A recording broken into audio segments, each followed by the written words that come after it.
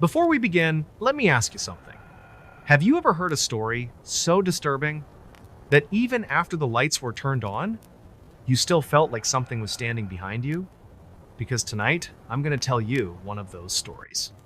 Welcome to Mr. Night Stroryteller, a place where true horror, unexplained mysteries, and chilling encounters hide in the dark.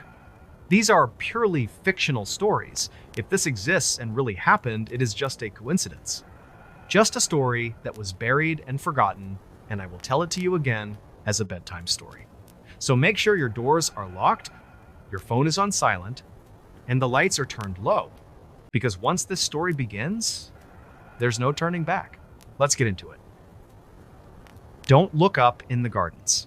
Part 1. The architecture of the canopy. There are 3 rules to survival according to the locals of the city of Savannah. And the first is that you must always respect the moss, while the second is that you must never walk through a cemetery with an open wound, and the third, which is the one they whisper with a strange and trembling reverence, is a simple command that when you walk through the sunken gardens after dusk, you must keep your eyes on your boots. My name is Arthur Vance, and I am not a ghost hunter or a medium or a seeker of the supernatural, but a landscape architect who deals in the hard science of soil pH levels and drainage systems and the intricate structures of roots, because my entire career is dedicated to making order out of chaos. That is why the owners of the crumbling estate of the old Vanderhoven property hired me to restore the sunken gardens, which is a 5-acre botanical labyrinth that had not been touched by a human hand since the late 1920s. The money offered for the project was obscene and more than enough to clear my mounting debts and buy a house in the Hamptons, but the contract contained a clause I had never encountered in 20 years of professional landscaping. The document stated in Clause 4B that the contractor agrees to cease all work exactly at sunset, and under no circumstances is the contractor to gaze into the canopy of the Quercus virginiana, which are the great live oaks, after the undeceft arrival of twilight. I signed the paperwork with a laugh because I assumed rich people and their eccentric superstitions were merely a way to manage liability for falling branches or perhaps nesting bats, and I did not care about their folklore as long as the check cleared. I packed my surveying equipment and my high-resolution cameras and drove down to Georgia to see the site for myself. The Vanderhoven estate was a wreck of southern grandeur, where the main house stood as a peeling white skeleton of a mansion, but the gardens were suffocating. The air there did not move, but instead sat heavy and humid while smelling of sweet olive and something sharper and more unpleasant, like spoiled milk. My contact was the caretaker of the grounds, who was a man named Silas, and he looked like he had been carved out of driftwood by a bitter sea. He did not shake my hand, but simply pointed to the heavy iron gate that led to the sunken gardens, and he rasped that I was to work from 8 o'clock in the morning to 6 o'clock in the evening. His eyes were milky and pale, as if he were staring past me rather than at me, and he told me that at 6:01 I must be on the other side of the gate. I replied that I work until the job is done, and if I need to stay late to map the topography, then I will do so, but Silas grabbed my wrist with a grip that was shockingly strong. He told me to listen to him, and that while the soil belongs to us, the branches belong to them, and he let go and walked away without another word. I rubbed my wrist while feeling annoyed because I hate local folklore, and I believe it is always a cover for something mundane like illegal dumping or squatters or just the boredom of isolated people. For the first week, I kept to the schedule, mostly because the heat was unbearable, and I spent my days hacking through walls of kudzu and ivy to map out the original stone pathways that had been swallowed by the earth over the decades. The gardens were magnificent in a twisted way, because the oaks here were ancient, with limbs stretching out horizontally like the arms of giants, and they were draped in so much Spanish moss that it blocked out the sky even at noon. But I started to notice odd things that defied logical explanation, such as my laser rangefinder glitching whenever I pointed it upward to measure the height of a tree. It would give me error readings that stated the distance was infinite, and then there were the birds, or rather the absolute lack of them in a garden this lush. The canopy was silent, with no rustling or chirping, and there was only the occasional sound of something heavy shifting its weight, like a wet sandbag moving on wood. On the 5th day of the project, I found a strange collection of items while I was clearing a patch of ferns near the center of the garden, right beneath the largest oak, which was a massive and gnarled beast of a tree with a trunk as wide as a car. Buried in the dirt, I found a pair of glasses from the 1950s with cracked lenses, and a few feet away, I found a child leather shoe that was rotted and green with mold. Then I found a silver pocket watch, and a frantic digging revealed dozens of items, including watches and rings and lockets, and even a modern iPhone with a shattered screen. They were not buried deep in the earth, but seemed as if they had been dropped from the sky, and when I picked up the iPhone, I noticed that the pattern of the shatter was peculiar. It was not a spiderweb from hitting a rock, but looked like 3 distinct puncture marks punched right through the glass. I muttered to myself and wondered what Silas was hiding, as I decided then and there that I was not leaving at 6 o'clock because I needed to know if the caretaker was running some kind of theft ring. I needed to map the area properly, and the best contrast for laser mapping was twilight, so I stayed as the sun began to dip below the horizon. The sky turned into bruises of purple and orange, and the air instantly cooled while the humidity spiked and turned the garden into a steam bath. I checked my watch and saw it was 6:15 in the evening, and I felt a thrill of defiance as I set up my LiDAR scanner on the tripod. The machine hummed to life and began spinning its laser to create a 3-dimensional digital map of the garden, and I watched the screen on my laptop as the points of light formed the image of the surrounding brush and the old statues. And then the scanner began to map the trees, and the data points went crazy because the LiDAR was picking up shapes in the canopy that were not branches or moss. There were dozens of elongated and distorted figures draped over the branches like laundry, and they were limp and motionless. I whispered to myself that it was just a glitch or a calibration error as my throat felt tight and my eyes tried to adjust to the gloom of the forest. The Spanish moss hung perfectly still and the garden was silent until a drop of liquid hit the back of my hand and I found it was thick and warm and sticky. I shone my flashlight on it and saw it was not sap but looked like coagulated blood mixed with saliva, and another drop hit my shoulder and then another on my boot. The silence of the garden broke as I heard the sound of 100 joints cracking simultaneously above me in the dense gray ceiling of moss. The logical part of my brain screamed for me to not look up and to remember the rule and look at my boots, but curiosity is a disease, and I was terminal. I gripped my flashlight and took a breath that tasted of copper and rot, and against everything Silas had told me and against the screaming instinct in my gut, I tilted my head back and I looked up into the gardens. Part 2. The Canopy of Eyes. The human brain is a biological machine designed to find patterns in the world around it because it looks for faces in clouds and animals in rock formations and safety in the midst of chaos. It is a defense mechanism that has kept our species alive for millennia, but that night, as I tilted my head back and shone my heavy-duty flashlight into the sprawling canopy of the ancient live oaks, my brain did not need to look for patterns. The pattern was already staring back at me, and it was screaming in a silence that felt louder than any roar. At first, the beam of light just illuminated the gray and hanging curtains of Spanish moss, but as I swept the light from left to right, the texture of the forest shifted. The moss was not hanging freely, as it should in a natural environment, but it was woven and braided into intricate and hammock-like structures that spanned the gaps between the massive branches. And resting inside those hammocks or clinging to the underside of the limbs like massive bats were the things that Silas had warned me about in his raspy voice. They were humanoid, but only in the way a nightmare resembles a memory from childhood. Their limbs were elongated to a grotesque degree, with arms that possessed 2 or 3 extra joints, which allowed them to wrap around the thick oak branches like living vines. Their skin was the color of dead lichen, which was a mottled and pale green-gray that offered perfect camouflage against the rough bark of the trees. But it was their faces that froze the blood in my veins, because they were all upside down. Dozens of them hung, suspended by their ankles or their twisted and claw-like feet, with their necks craning downward so they could look directly at the intruder on the forest floor.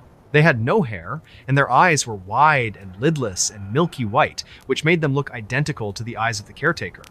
Their mouths were open in silent and permanent gasps that revealed rows of small and needle-like teeth that looked more like the serrations on a leaf than anything meant for chewing meat. They were absolutely still, like a gallery of corpses that had forgotten how to die. I stood there for what felt like an hour, though it must have been only seconds of real time. The LiDAR scanner on my laptop emitted a sharp and digital beep, which cut through the silence like a gunshot in a library. That noise triggered a reaction as the creature directly above me, with a rib cage that protruded sharply against its papery skin, began to twitch. Its head snapped to the side, mimicking the movement of a bird before its mouth opened wider and a sound emerged. It was not a roar, but it was a mimicry of my own voice that was distorted and raspy and layered with a wet clicking undertone. It repeated the words I had read in the contract earlier that day regarding Clause 4B and sunset, and the command to not gaze during twilight. Another creature perched on a branch 20 feet to the left joined in by mimicking the sound of my LiDAR scanner with a series of digital beeps that echoed through the garden. Panic was cold and sharp as it finally pierced through my paralysis, and I took a stumbling step back with my boots slipping on the damp mulch. I tried to tell myself that this was a hallucination caused by spores or some kind of psychotropic mold in the air, but I knew the truth was far worse. I lowered the flashlight because I was terrified that the light was provoking them, but as the beam hit the ground, I saw the fluid that had dripped on me earlier was pooling around my boots. It was mixed with the glasses and watches and coins that were embedded in the dirt as the refuse of previous victims. Above me, the rustling began like a strong wind moving through dry leaves, but the air was dead calm. They were descending from the canopy, and I did not bother packing up the expensive equipment or the tripod as I turned and ran toward the iron gate. The sunken gardens transformed into a claustrophobic throat as I sprinted through the darkness. The ferns seemed taller and brushed against my waist like grasping fingers, while the path twisted in ways I did not remember from my daytime surveys. I heard a heavy thump as something hit the ground behind me, and I knew one of them had dropped from the canopy to begin the hunt. They did not run like humans, but moved with a wet and sliding shuffle punctuated by the sharp click of claws on the stone pavers. They were fast and much more agile than something with that many joints had any right to be. I screamed for Silas to open the gate, but my voice was swallowed by the dense vegetation. As I reached a fork in the path, a long and gray limb shot out from the darkness of a bush and wrapped cold and damp fingers around my ankle with an iron-hard grip. I fell forward and slammed my chest against the stone path while my flashlight spun away to illuminate the creature that had grabbed me. It was a smaller thing that was perhaps a juvenile, and it crouched on all fours with its spine arching like a cat. Its face was inches from my boot, and I could see the pores in its gray skin opening and closing rhythmically as it inhaled my scent through two thin slits. It tugged at my leg to drag me toward the bushes, and I kicked out with my free leg until I felt a sickening crunch like stepping on a dry beetle. The creature shrieked a high-pitched sound and released my ankle as it clutched its face and sprayed translucent amber sap everywhere. I scrambled to my feet and ran toward the gate, only to find Silas sitting in his rocking chair on the porch of his hut. He was not moving because a thin and gray tendril had come down from the roof and wrapped around his neck to hold his head up like a marionette. A massive shadow fell over me, and I realized the alpha was standing in the middle of the path with Spanish moss growing out of its skin like a living ghillie suit. I knew I could not climb the gate, and I needed to reach the Victorian greenhouse and its emergency UV grow lights if I wanted to survive the night. Part 3. The Seed. The transition from darkness to light was not instantaneous, but violent, as the industrial grow lights surged to life within the greenhouse. The air did not just brighten, but it ionized, as the high-intensity ultraviolet bulbs flooded the space with a humming and purple-white brilliance that was painful to look at even with my eyes squeezed shut. But if it was painful for me, it was an apocalypse for the alpha creature that was mid-lunge when the photons hit its body. It did not burn in the way flesh burns with fire, but it reacted like a photograph thrown into a bath of acid. The gray and lichen-like skin of the beast instantly began to blister and bubble as it let out a chaotic and multi-layered screech that cycled through every sound it had ever mimicked, including a woman screaming and a child laughing and the bark of a dog. Steam erupted from its body as it thrashed backward and smashed into a row of potting tables before retreating into the shadows of the oaks. Above me on the glass roof, I saw the silhouettes of dozens of creatures scrambling desperately to escape the glow radiating from the building. I heard the sickening thud of heavy bodies hitting the lawn outside as they fled back into the dark embrace of the sunken gardens. I was alone, but I was not safe because I knew that the moment the generator ran out of fuel, they would return for me. I huddled in the center of the tiled floor and checked my ankle where the juvenile had grabbed me, and I saw 3 small puncture marks that were tiny and perfect circles where the claws had broken the skin. The wound was not bleeding, but was oozing the same clear and sticky sap I had seen on the creatures. I poured rubbing alcohol onto the wound, and it burned like hell, but the sap did not dissolve, and instead it hardened and sealed the wound like a plug of amber. Time lost its meaning as I stared at my watch throughout the night while the darkness pressed against the glass walls. Occasionally, I would see a long and gray limb testing the perimeter, or a pair of milky eyes reflecting the UV glow, but they did not dare come closer to the artificial sun. I spent the night listening to the generator chug, and I prayed to a god I had not believed in since I was a child, while promising that if I survived, I would never step foot on soil again. Finally, the charcoal black of the night turned to a pale and watery gray as dawn rose over Savannah. I waited until 8 o'clock in the morning, just to be sure, before I stepped out of the broken door with a pair of heavy gardening shears in my hand. The sunken gardens looked innocent in the morning sun, with birds singing and ferns waving in the breeze, but the body of Silas remained on the porch as a grim reminder that he had become fertilizer for the vines that stitched him to the chair. I didn't call the police or the estate owners, but simply got into my truck and drove until I crossed the state line into South Carolina. That was 6 months ago, and now I live in Chicago on the 45th floor of a glass tower where there are no trees and only wind and steel. I thought I had escaped the horror, but the body remembers what the mind tries to forget. It started with a thirst that no amount of water could quench, and then came a lethargy that made it harder to get out of bed. The sun, which had been my savior, now feels hostile to my skin, and direct sunlight makes me itch and burn like an allergic reaction. I went to a dermatologist who took a biopsy of the gray and bark-like skin on my ankle, and when the scalpel sliced into me, I did not bleed red. A clear and thick sap oozed out, and tiny microscopic tendrils shot out from the cut to stitch the wound closed in seconds. I am sitting in my apartment now, with the blackout curtains drawn because the darkness feels comforting and like home. I finally understand what Silas meant about the soil belonging to us and the branches belonging to them. I was never just a victim, because I was always meant to be a vessel for the growth. The puncture marks on my ankle are spreading, and the gray patch has moved up to my knee while my joints feel as stiff as hardened wood. When I stay very still, I can hear the slow and creaking sound of growth inside my own body, and my thoughts are changing from blueprints to the canopy of the forest. I dream of hanging upside down and watching the world below, and I dream of the taste of raw meat. Yesterday, I saw that my teeth have become sharper and serrated like leaves, and I am writing this as a warning to anyone in Chicago. If you see a man on a balcony on the 45th floor staring down with unblinking and milky eyes, do not wave or call out. And for the sake of your soul, do not look up, because I am hungry, and the city is just another garden waiting to be harvested.